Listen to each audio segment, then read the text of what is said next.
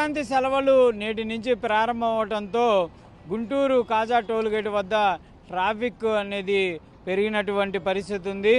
వందలాది వాహనాలు ఈ కాజా టోల్గేట్ గుండా కూడా వివిధ ప్రాంతాలకు కూడా ప్రయాణిస్తున్నటువంటి నేపథ్యంలో ఈ ట్రాఫిక్ అనేది పెరుగుతున్నటువంటి పరిస్థితి ఉంది. ప్రత్యేకంగా కూడా టోల్గేట్ వద్ద సిబ్బందితో పాటు టోల్గేట్కి సంబంధించినటువంటి ఈ ట్యాగ్ ఏవైతే ఉన్నాయో ఫాస్ట్ ట్రాక్కి సంబంధించినవి పనిచేస్తున్నప్పటికీ కూడా పండగ సీజన్ అవ్వటంతో వివిధ ప్రాంతాల నుంచి ఈ కాజా టోల్గేట్ మీదుగా ఇటు విజయవాడ నుంచి లేకపోతే వైజాగ్ నుంచి వచ్చేటటువంటి వాహనాలు తిరుపతి, ఒంగోలు లేకపోతే మిగిలినటువంటి ప్రాంతాలకు వెళ్తున్నటువంటి నేపథ్యంలో భారీగా ట్రాఫిక్ జామ్ అయితే అవుతున్నటువంటి పరిస్థితులు కనిపిస్తున్నాయి.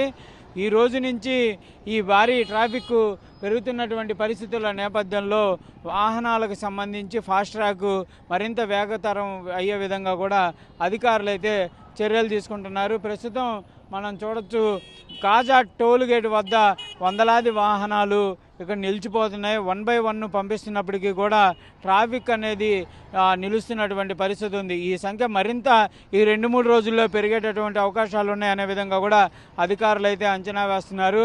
చాలామంది హైదరాబాదు మిగిలినటువంటి ప్రాంతాల నుంచి తమ స్వగ్రామాలకి ఓన్ వెహికల్స్లో అంటే ప్రస్తుతం ఉన్నటువంటి పరిస్థితుల్లో బస్సులు బుక్ చేసుకోవాలంటే అధిక సంఖ్యలో టికెట్లు వసూలు చేస్తున్నటువంటి నేపథ్యంలో కారులే సేఫ్గా భావిస్తూ కారుకి సంబంధించి వాళ్ళ ఓన్ వెహికల్స్లో రావడంతో ఈ ట్రాఫిక్ అనేది కూడా పెరుగుతున్నట్లయితే అధికారులు అయితే అంచనా వేస్తున్నటువంటి పరిస్థితుల్లోనే ప్రస్తుతం కాజా టోల్గేట్కి సంబంధించి గుంటూరు మీదుగా వెళ్ళేటటువంటి ఈ వాహనాలకు సంబంధించి వందలాది వాహనాలు అయితే ఇక్కడికి వచ్చి ఈ ట్రాఫిక్లో ఉంటున్నటువంటి పరిస్థితుల్లోనే ఈ సంఖ్య ఈ 2-3 రోజుల్లో పెరిగే అవకాశాలు ఉన్నట్లు కూడా అధికారులు అయితే గుర్తిస్తున్నటువంటి పరిస్థితి ఉంది.